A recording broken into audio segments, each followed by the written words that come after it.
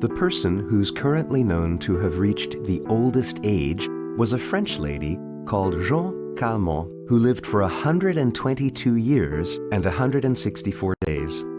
Was born in 1875, so her record will soon be broken. We can predict that with confidence because, thanks to advances in medicine and our constantly deepening knowledge of biology, people are living longer and longer. What's more, according to statistics, the first person to reach the age of 150 is among us now. As we grow older, our chances of dying increase. However, this is not typical of every species around us. From a biological perspective, living organisms like the Hydra are practically immortal. And so they only die due to attacks from predators, diseases, or accidents.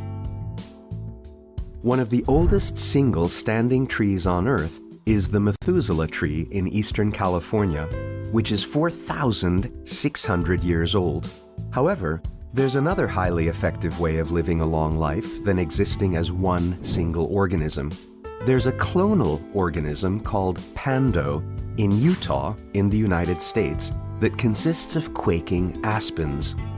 Every one of its specimens sprouted from the same common roots, which means this is one single organism. Upon examining the roots, experts have estimated its age to be around 80,000 years, which is surely an impressive piece of data. But let's get back to humans now. Instead of speaking of how much time we might actually live, why don't we ask the question, what do all the passing years feel like? In a stressful situation, time almost seems to stand still. When we have fun, though, time flies. There's a part of the brain behind this phenomenon called the amygdala, which, when under pressure, creates more memories to promote our ability to focus in tough situations. We often hear that the older one gets, the faster the days go by, while time hardly passes for a child. Just give that some thought. At the age of 1, 100% of our life consists of that single year.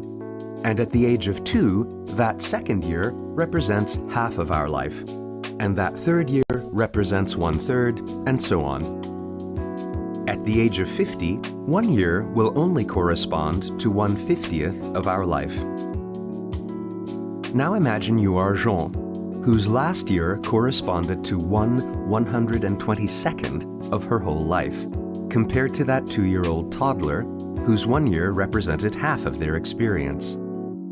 Now it's easier to understand why we perceive the passing of time faster when we're older. But don't be alarmed, because our lives are whole and worth living because of those very experiences. And as a result of increasing life expectancy, we'll have the time for those experiences too.